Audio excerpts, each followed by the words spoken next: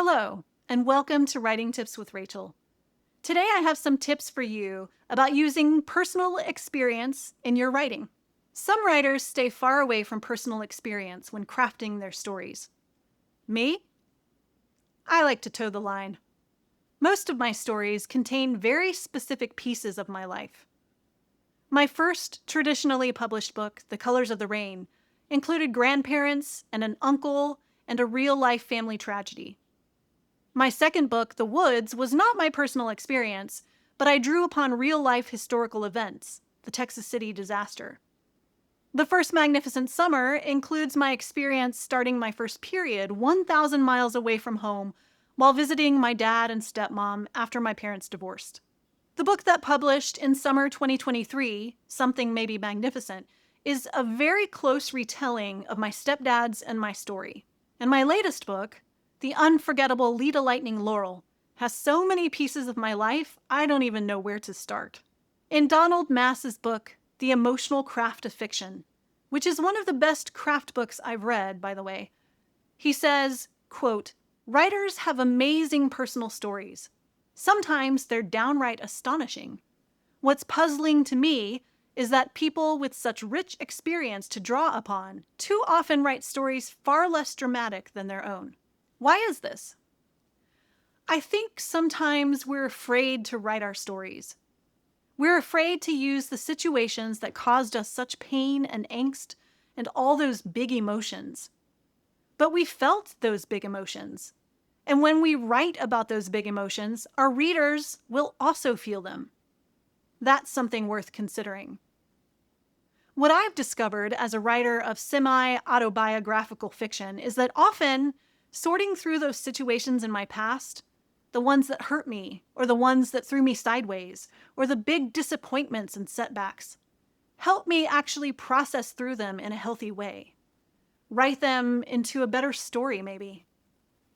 One of the most powerful things we can do in our lives is turning our experiences into a story, whether or not we share that story with the world. Psychology research shows that shaping our experience into stories can help us process and heal from them. Most of us have rich experiences that would make fascinating stories. Many times we think, no one else would be interested in this. But that's just seeing through our foggy lenses. It may not be interesting to us because we lived it, but it will definitely be interesting to others who haven't lived it, or others who have lived it.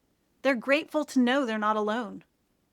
I know we might not want to share every personal story we've lived, but some of them might be worth exploring. And here are my best tips for doing that.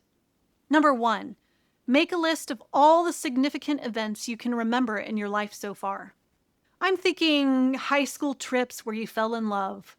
Hello, Disney World band trip. The first week of college when you were trying to find your bearings.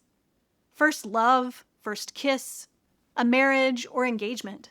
Kids, death, divorce. That family tree project in 3rd grade where you didn't know anything about your family and could only trace back a couple of generations. The time your grandmother told you she liked you better when you ate. Those are just my stories. I know they're probably not yours. I'm just trying to get your brain working. Think about all those experiences that made an impact on you one way or another. They don't have to be bad. They can be joyful too. Though the disappointing and heartachy situations make for better fiction. Number 2, consider the question, if I had to write a story about my childhood, what would it be? Or another, if I had to write a story about my young adulthood, what would it be? And if I had to write a story about my life now, what would it be?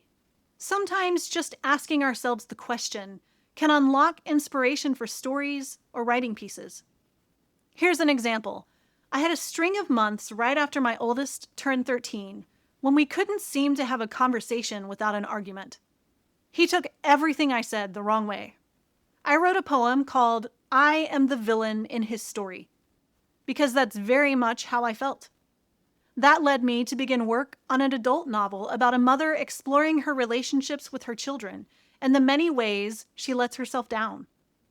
It may or may not go anywhere, but it's real life inspiration. Number 3, look back at old things. After graduating high school, I spent my summer making scrapbooks of all 4 years of my high school education. These things are a treasure trove of what teenage Rachel felt was important to highlight in her life. Have I used them for some young adult story inspiration? Absolutely. Journals, diary entries, old writings, yearbooks, receipts, old emails, letters. Get your hands on anything that will tell you a little bit about your past life. Something more than your memory can tell you. If you've kept a diary or a journal, these can be spectacular treasures. When I was thinking back to my first love story, journals were helpful for showing me just how melodramatic and totally real those first love feelings can be. When you're young and in love, and that love is suddenly taken away, it is devastating. It feels like life won't go on, contrary to what Celine Dion sang the year of my first heartbreak.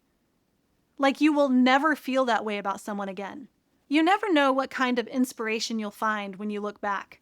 So take out those old journals and start paging through your important mementos drawer. Real life stories can make lovely fiction.